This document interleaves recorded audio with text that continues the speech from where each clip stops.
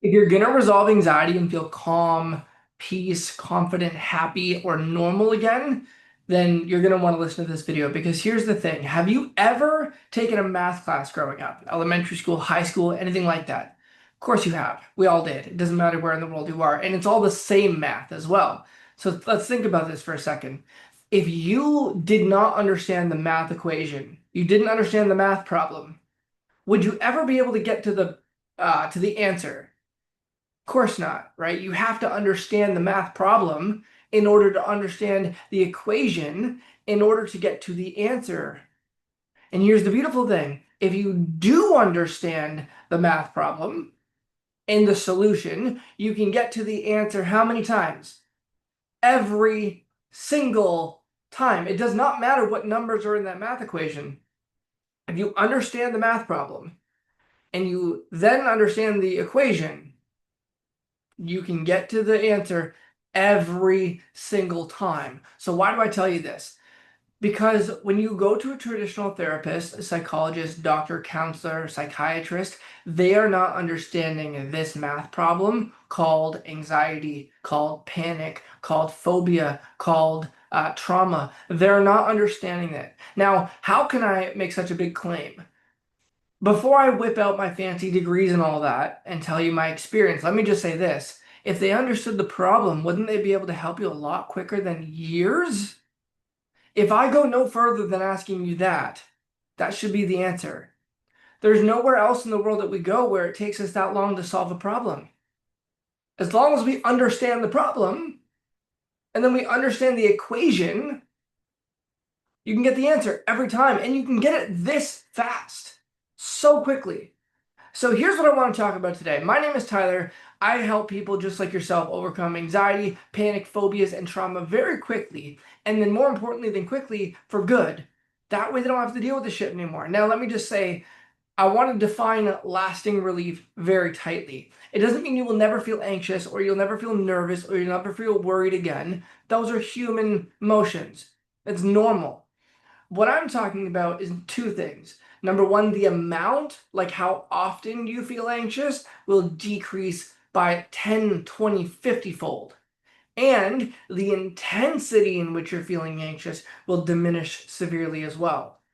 So let's say if you felt a level 7 out of 10 anxious 4 times a day, every day, we want to make it so that you feel anxious at like a level 3 or 4 once every few months. How would that be? Probably sounds pretty great, right? That's what we want to do. Now, let's get to this. In order to resolve anxiety, like a math problem, so to speak, we have to understand that all it is a simple pattern. Guys, if you want to get good at anything in life, you just study patterns. You want to get good at finances? Study the patterns of finance. You want to get great at relationship? Study the patterns in relationship. You want to get good at your health and body? Study health and your physical physique. Study the patterns. You want to get good at your emotions? Study the patterns. They're very clear. Very clear. I'll give you one simple pattern just to start before we even get into everything. I want to give you a little teaser.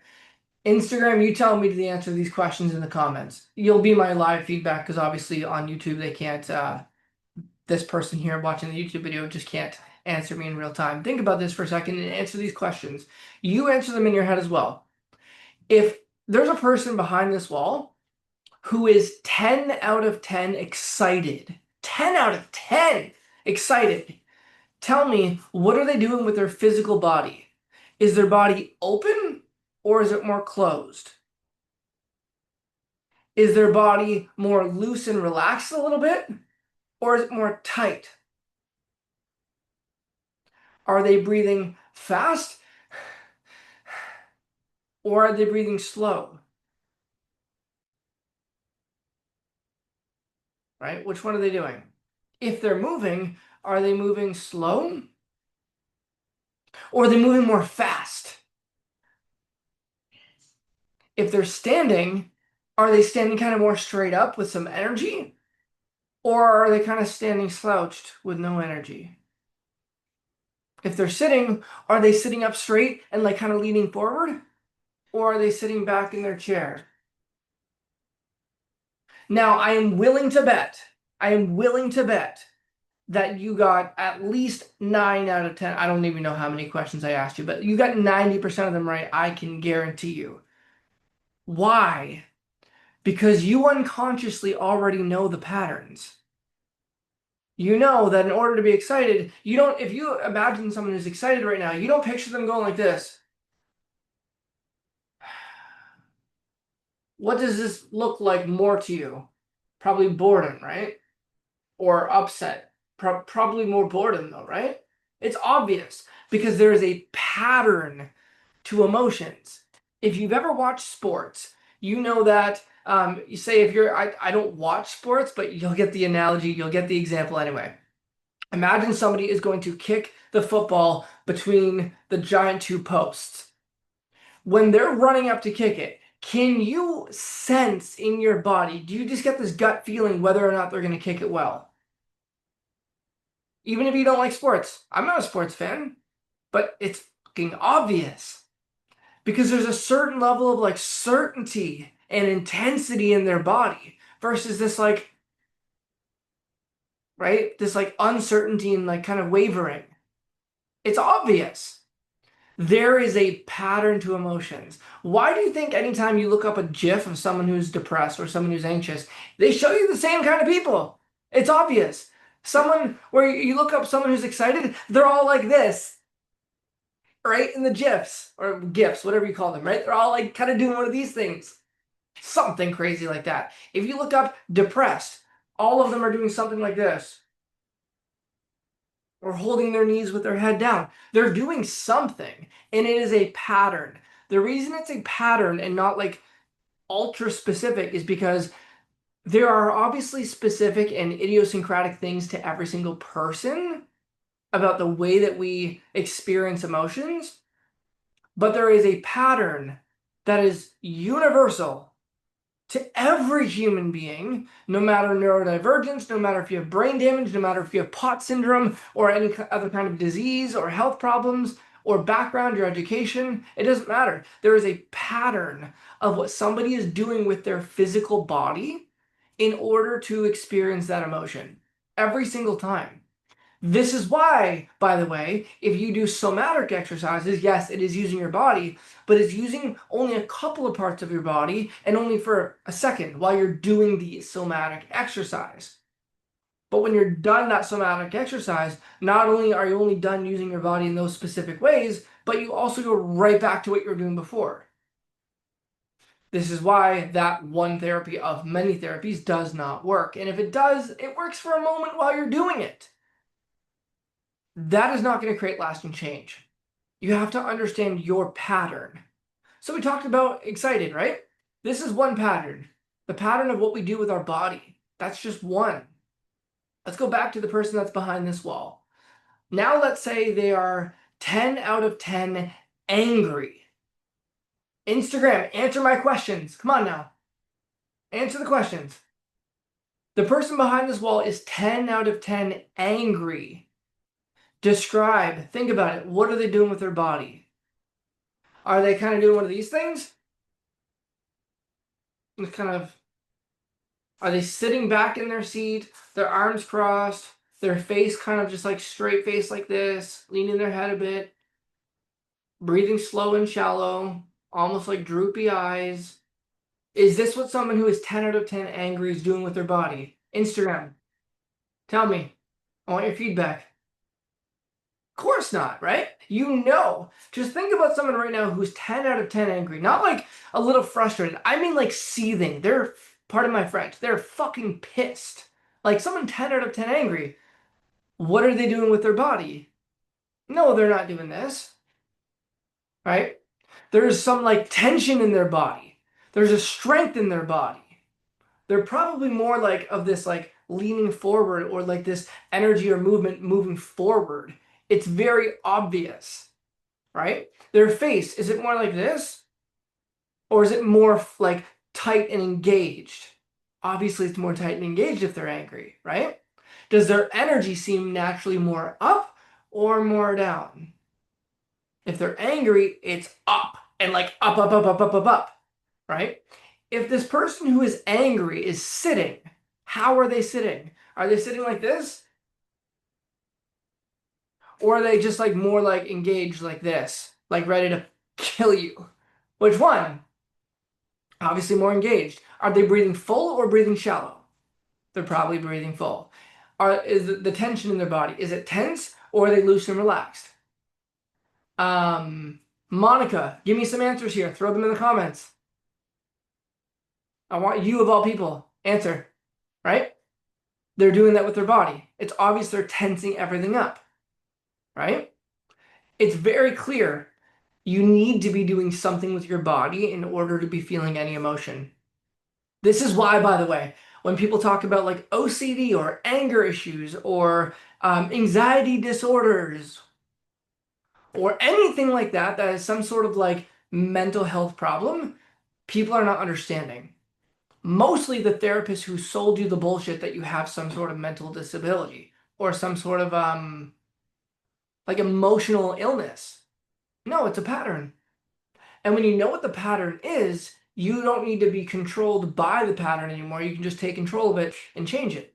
And really, that's all I'm doing with my clients ever. I'm not like doing anything to them. I'm just showing them the pattern that they're doing to create the emotion. And I help them to break that pattern so they stop doing it. And then we create a new pattern. Think of pattern as the things you're doing to create the emotion or to create whatever result you're getting in your life. And then you do that pattern so many times that it becomes an automatic habit. That's what we do. You break one automatic habit of the pattern of that, the pattern that they're doing with their body that creates the emotion, and you create a new one. Super fucking simple. But that's just one. There are 3 patterns that create how you feel emotionally. And yes, all of the symptoms, by the way, that you're feeling when it comes to anxiety is really just they're symptoms of fear. When you have cortisol and adrenaline going through your body enough, you're gonna feel dizzy. You're gonna have these heart palpitations. You're gonna feel sweaty, and your body's gonna heat up dramatically. Those are just the natural things that are gonna happen. You're gonna have those sensations of like IBS in your gut. That is what happens when you do the pattern of anxiety. So that's one. What's the second pattern? When you're 10 out of 10 anxious, are you focusing on things in your mind that are in your control or outside of your control? Which one is it? I don't even need to take this much time. You obviously know. Things that are outside of your control, things you have no control over. When you're 10 out of 10 anxious, are you thinking about things that you want? Or are you thinking about things you really hope don't happen? Obviously, the second one. When you're feeling anxious, are you thinking about things that you're grateful for or that you feel you're missing in your life? Obviously, things that you feel you're missing. Tell me something. No matter how much therapy you're doing or how many drugs are surging through your body, you tell me if you are focusing on things that you have no control over and what you hope doesn't happen, will you still feel anxious? Yes or no? Absolutely. There's not even a question. It does not matter how many drugs are surging through your body. Your brain doesn't know the difference between what's real and what's imagined. So when you imagine worst case scenarios, your body just feels that no matter what. It doesn't matter what's going on. Now, people talk about like, oh, well, is this the same with PTSD and OCD and CPTSD and all the other fucking D's and O's and disorders and blah, blah, blah. Yeah, it's the same thing. Here's the thing. It's just different levels of fear. PTSD literally by definition means that you have some triggers. So when someone looks at you in a certain way, your body automatically freaks out and panics. AKA, when someone looks at you a certain way, you get very scared because of experiences that you had when someone gave you that certain look before. That's not childhood trauma. That's called your nervous system learned that that facial expression means I'm gonna get hurt. And so you go into fight or flight to protect yourself. It's so fucking easy, it's disgusting. It's very, very simple. And I hope watching this video, you're starting to see that this is actually a real thing. Took me a while when I learned this. I was like, well, is that all anxieties? Is that all depression? Certainly it can't be all depression. Like if someone's clinically depressed, there's no way. No, it's true for them too. Psychologists and therapists just like to give us this like fun label to make it way fucking harder to actually solve. I thought I had a glass of water, but I think I finished all my water. So that's the second pattern is what you're focusing on. Let's recap real quick. The way you're using your body, meaning what you are doing with your body, not what's just happening. What you are doing with your body. Secondly, what you are focusing on in your mind, what you're thinking about. So we have the body, we have the mind, and there is a third thing that you are going to recognize right away when I say it. The third thing that creates anxiety or any other kind of emotion, any other feelings, is the tone of voice and language that you use. This person who is 10 out of 10 anxious behind me, right behind this wall, are they going, wow, like I'm so excited to figure out what I want to do with my life today. I'm excited to like figure out how to take control of this, like get a new job and develop my relationships. I'm excited to see what opportunities arise today. Is that what they're saying? And is that the tone of voice that they're saying it with? If they're 10 out of 10 anxious? No. What are they saying? They're going in this tone of voice, in this tone of voice inside their head, if not externally, right? Inside their head, they're doing one of these and they're going, well, what if something happens and I totally freak out and I lose control and I embarrass myself and no one's there to help me? And they're doing in this tone of voice. So of course they're going to feel anxious. Why the fuck would you not feel anxious if you're doing that? Now, I'm not making fun. I want to be very clear. It's only when we can look at our pattern that we are doing. It's not happening to us. We're doing it. Just a habit. If we can't look at our habit and say, fuck, that's stupid, and laugh at it, not make fun of ourselves, but just laugh at it. Like, holy shit, that's crazy. Like, how fucking stupid is that? If we can't do that, we're not going to get free. Here's why. Number one, when you laugh, you actually open up your serotonin 24 receptors in your brain, which actually allows the calming chemicals to go into your nervous system. Instagram, please, for the love of God, respond to this question when I ask this.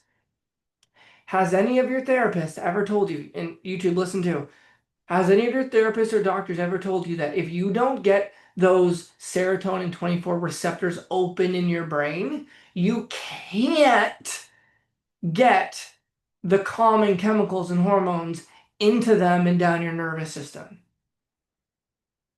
Has anyone ever told you that? If they have not, this is part of the reason that you're still stuck. Because we're being taught that we have to take these seriously. And how do you feel about that?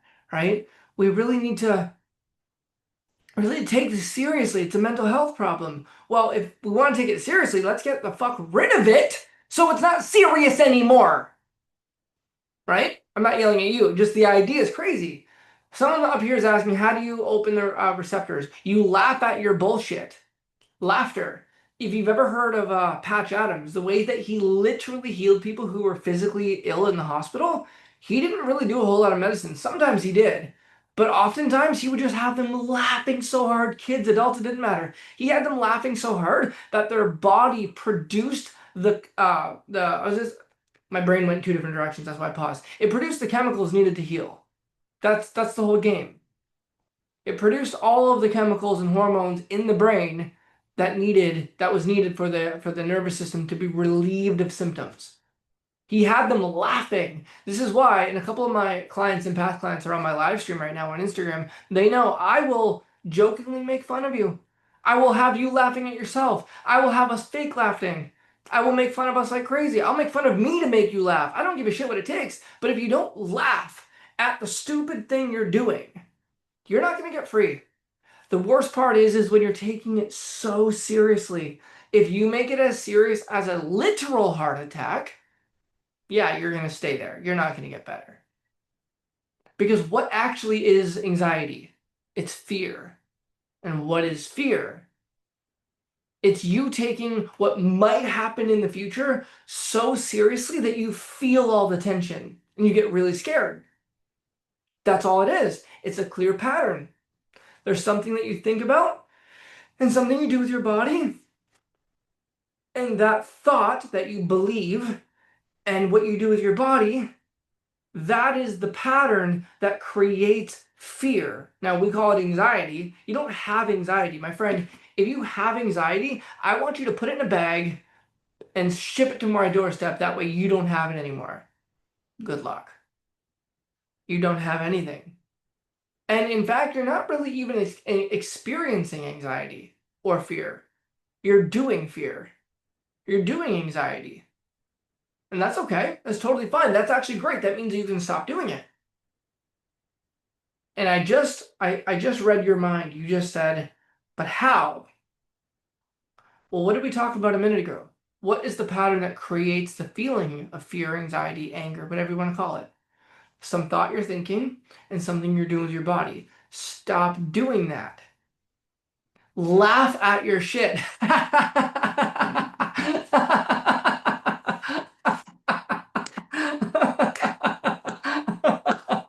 It doesn't matter if it's real or not.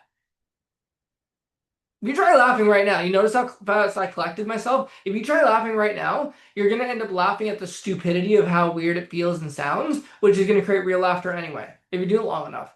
But it doesn't even matter if it's real or fake. Your body still releases all of the same neurochemistry, which is what you need in order to heal, right? So anxiety is not a thing. It's a pattern. No, you cannot tell someone said on Instagram, no, you can't tell your brain to stop. You have to interrupt the pattern in your nervous system by actually looking at your behavior as number one, behavior. It's an action that you're doing. The second thing is you need to laugh at your own shit. If you don't laugh at your own shit, it is not going to happen. Until you laugh at it and see it as stupid, it's really hard to change. Now, let me be very abundantly clear. I said this a couple times, I'll say it again. It's not that you are stupid. It is not that you are stupid. How many of you don't identify as a stupid person, but you know you've done stupid things? Instagram, tell me in the comments below. Say the word stupid. I will say I've done stupid things. I don't think I'm a stupid person. I've done stupid things, though, for sure. Right? That's the same thing as anxiety, as panic. The only problem is you keep thinking that it's you.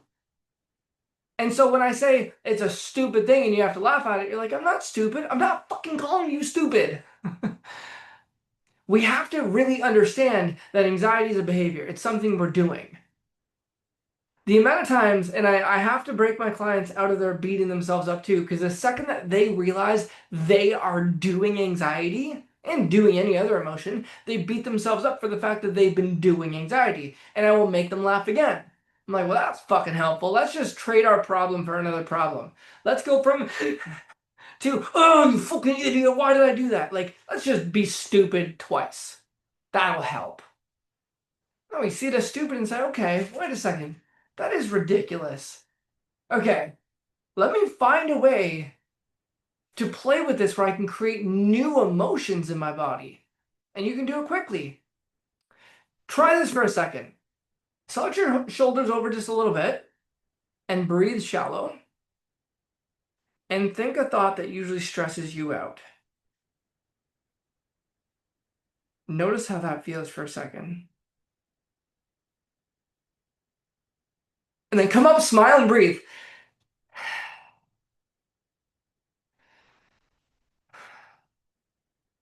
Two things. Number one, where did the thought go when you came up and smiled and breathed? The thought went away that fast, right? Just gone. And then how did you feel in your body when you did it? Probably lighter, right? And breathe. Don't just be like, hey, keep your body tense. Like, actually, like, breathe for a second. It's that easy. Right now, and stay in this position. right now you are doing something different, not just smiling. I love that you said smiling feels better. Yes, but not just smiling. Don't bullshit yourself, right? We want to open up our body a little bit and actually breathe so oxygen gets to our brain and through all of our nervous system. Breathe, open your body. Doesn't need to be like this. Just like instead of like doing one of these tension things, just smile. That's it. But here's the thing. I want you to understand that we didn't do anything crazy different except for changing the pattern of what you're doing with your body. Instead of this, in this face, in this breathing, and then talking to ourselves like this in our head about what if this happens, what if that happens, we change the pattern of language to this. No big deal. It's all good. This tone of voice. And we opened up your body and breathed. Like it's the simplest thing. Now, I say simple, and it is simple. How many of you have ever tried or started to like quit a diet or quit eating shitty or whatever other habit? It's not that, it's not that eating less is actually hard. You just stop putting the fucking food in your face. The doing it of is not hard. It's just that it's so automatic that you just don't think about it and you're doing it, you didn't realize like, oh shit, I'm doing it again. Is that fair to say? By the way, if I keep looking up there, I'm just looking at Instagram, so bear with me. I'm still talking to you, obviously. I just like the feedback and can't get your feedback, unfortunately, unless you message me, right? So, it's not that actually breaking the habit of anxiety and panicking and symptoms is hard. It's just that you don't catch yourself doing it enough. And so you think it just happens. But that's in the same way, like if any of you drink coffee or if any of you hug your kids in the morning, you don't consciously think, I'm gonna go up to Joey and I'm gonna hug him and say good morning and then I'm gonna go make breakfast. You just do it. You literally just go up to them and do it, right? That's the same as anxiety. You just do it. You're just not aware of the process. If you were, you could stop it sooner. That's it. Now, the way that you break the habit, how do you do that? How do you break the pattern so we can create a new habit, a new pattern, if you will, to create a new emotion? This is how. Imagine if every time you went to grab a bag of chips, instead of doing that, like maybe you're like taking your first chip out and then you remember, oh my God, I'm doing it again. That's fine. It's all good. At least you caught it. You should be congratulating yourself when you catch the pattern. That's awesome. That's literally really fun. Do you understand how exciting that is? Most people are on such autopilot that they don't even realize that anxiety is an emotion. They think that's just how life is. If you're watching this, though, there's at least some part of you that's curious to get help, which means you know that it's not how life is, that there's a way out eventually if you find the right strategy. You're ahead of like 99% of the earth. With that in mind, let's get back to my point. Imagine if you're taking a chip out of the bag and you eat one and then you're like, oh shit, I'm doing the thing. This is my pattern. So you stop. But then you run outside and you completely embarrass yourself for a second. Thank God I'm not a cockroach in Bulgaria. And you say it like 3 times loud. What do you think is going to happen the next time you think about going to get a bag of chips? Your brain's going to go, hold on. Do I really want that bag of chips? Do I really need them? Or is this just the pattern? Now, it is your choice, by the way. It really is your choice if you want to go eat those chips again. However, we've now already broken the automated habit. We broke the automatic pattern. Now, sure, it's a pattern, the fact that you thought about going to get the chips, but does that make you a failure? Fuck to the no. You caught it and you didn't run the same cycle. You had the thought, and then you're like, ooh, wait a second. Do I want to go grab the chips? And then you get to consciously decide yes or no. The only thing I would tell you is if you're going to break a habit and make it last, like anxiety and panic, because that's all it is a habit. Not only do you need to make yourself consciously aware of how you're doing it, you need to replace it with something better that meets your needs.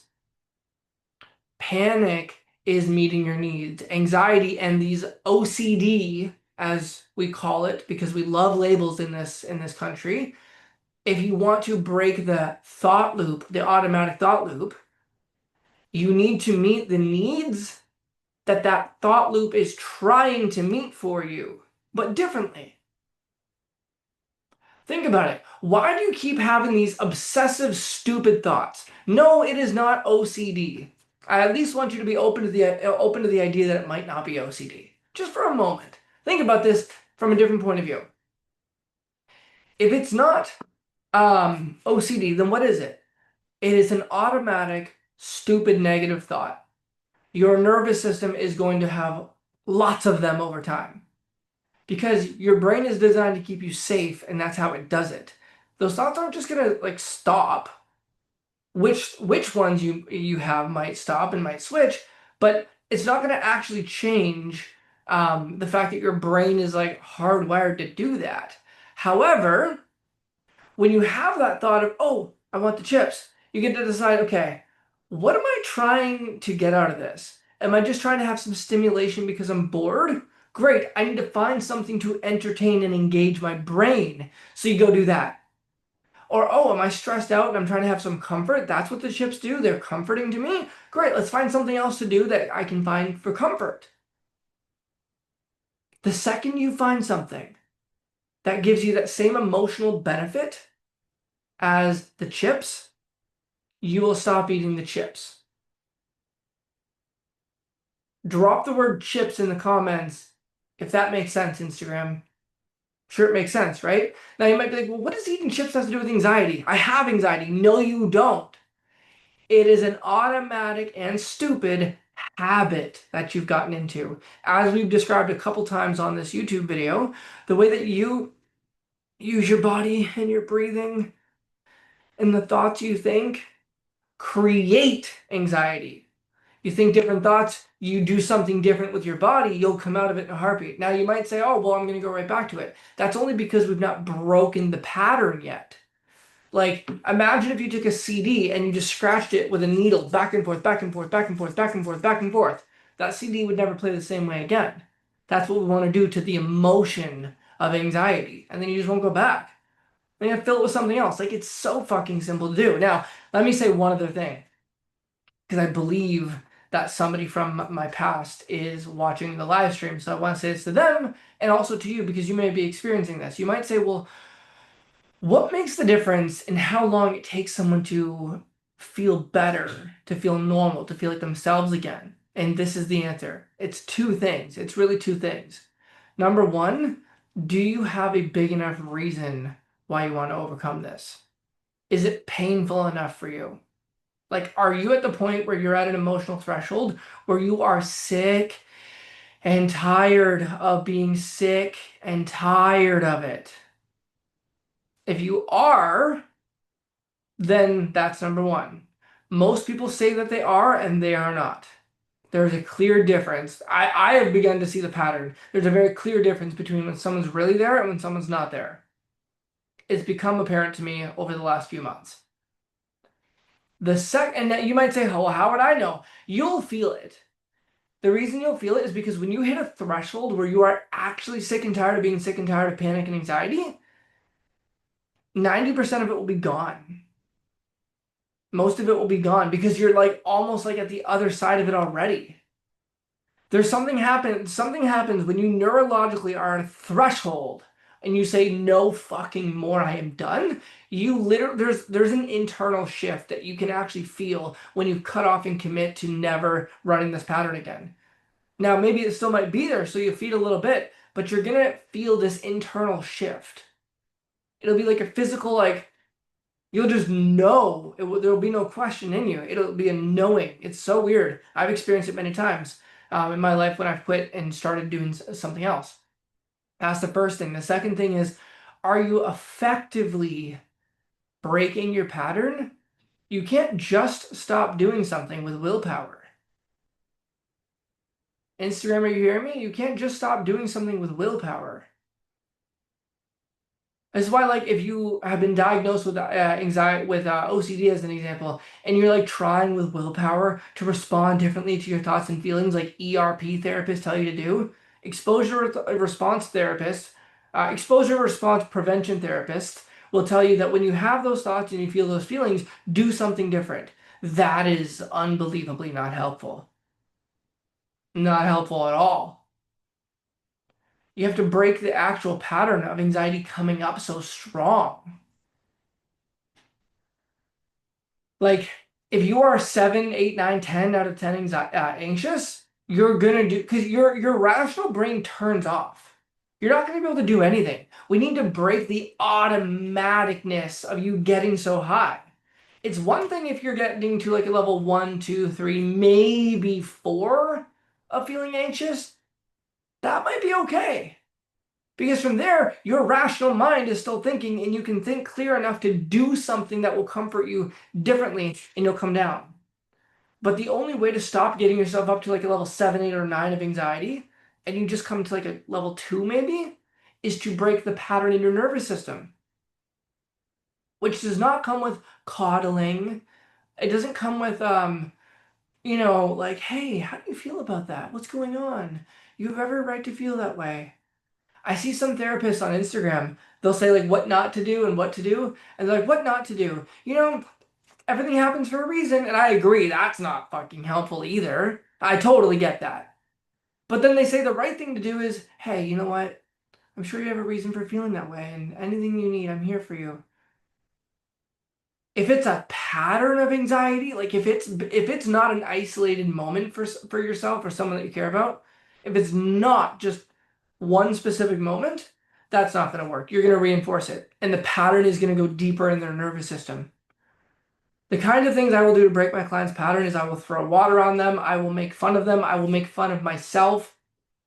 I will jokingly mimic back to them what they're doing. I had this client the other day. I'm going to show you guys. Instagram. Check this out. Listen, watch.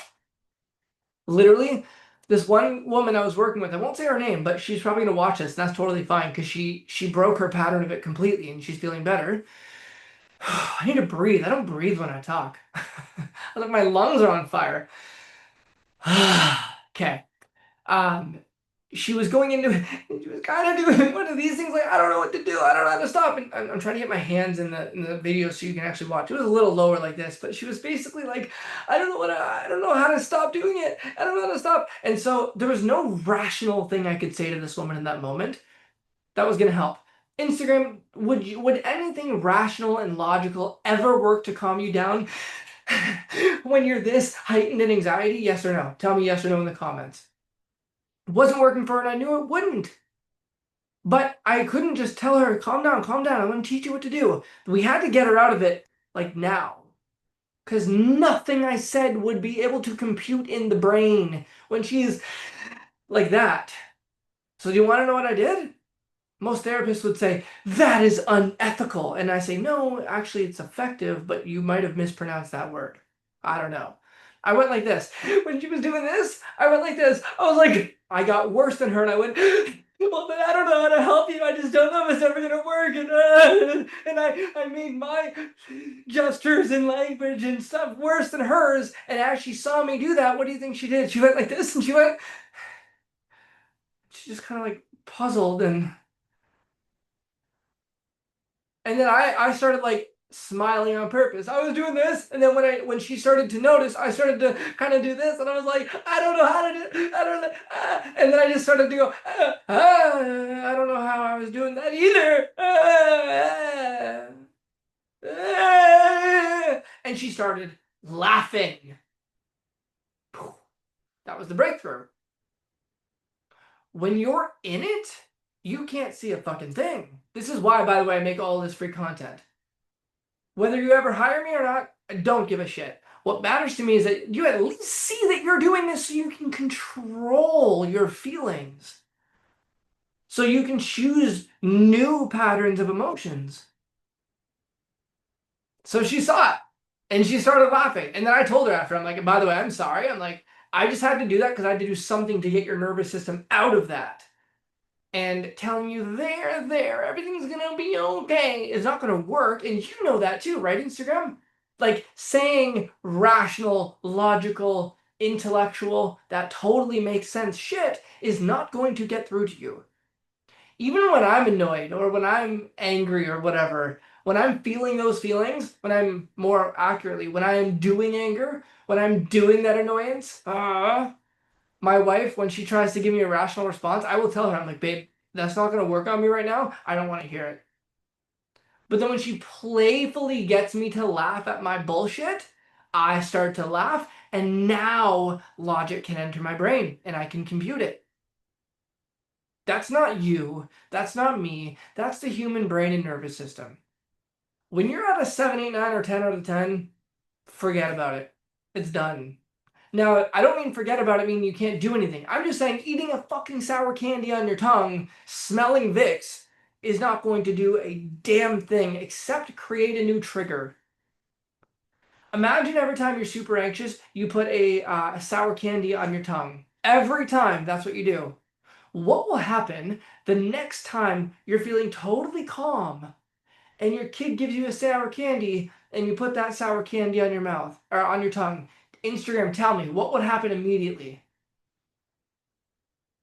You will immediately go into fight or flight. Your whole nervous system will have a panic attack and you'll be like, what the fuck? What?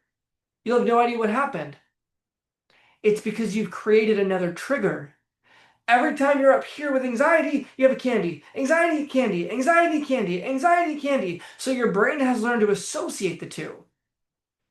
That's another pattern. Your brain's learned to associate that candy with that feeling. So the next time you have that candy, it fires off the feeling that is associated with it. I don't know why therapists are like, oh, have your fucking candy and do your Vicks Vapo Rub.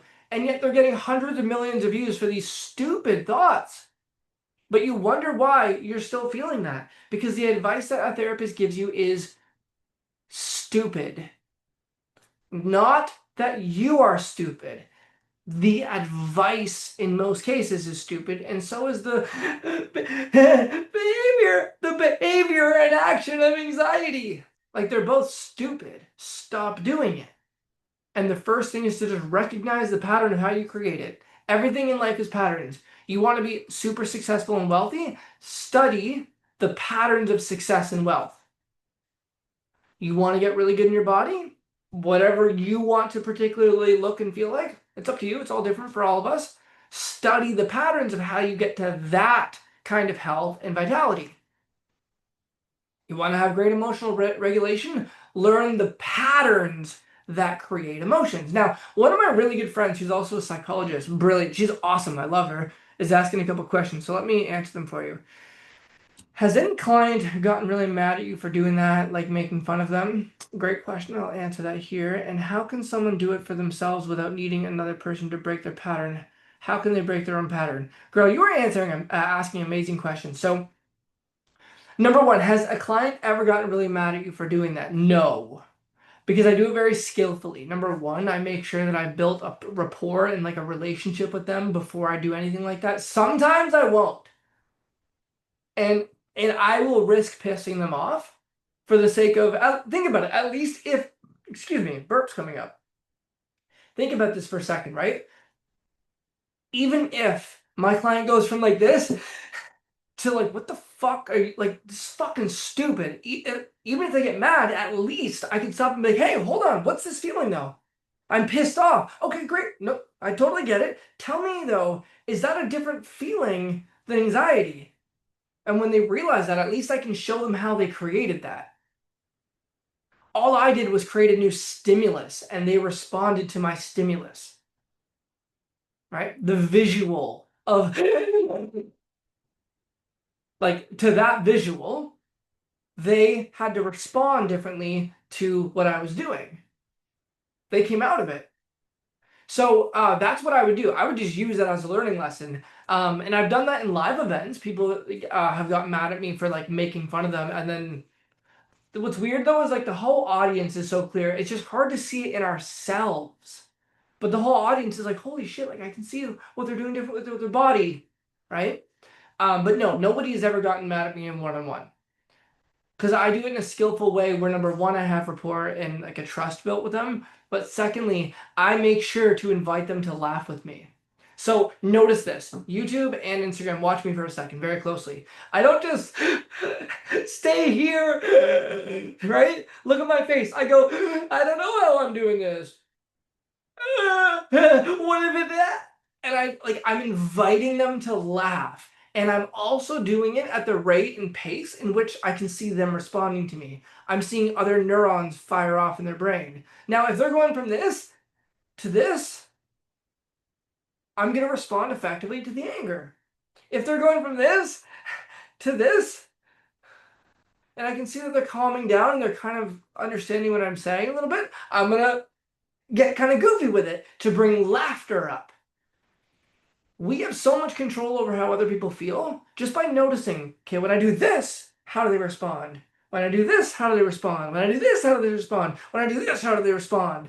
And you just play with the feedback you're getting. This is why when I've taught therapists and coaches and psychologists, I don't tell them what specifically to do. I give them the framework of thinking that I use to help people. But you really have to be in the moment and see how people are responding. But to the point, her second point, what can you do? How can someone do it for themselves without needing another person to break the pattern? You have to be willing, able, not able, because everyone's able. You have to be willing and committed to doing some silly things. You've got to be willing and committed to doing some silly things. Like a lot of the time, I won't just help my clients break their patterns by doing things with them in the session. I will have them do things on their own outside in the week. I'm not there to monitor them. They have to do it. They have to own that change within them. And a couple ways I do that is I will have them run outside their house and yell something really silly that is meant to embarrass them. Not embarrass them because I want them to feel that way, but embarrass them because it teaches their nervous system to stop doing the anxious pattern. Or I will have them do something ridiculous in their house that makes them like get resistant to it and go like, why the fuck am I doing this still? And they'll stop. But you work with psychology, you work with how the nervous system is wired.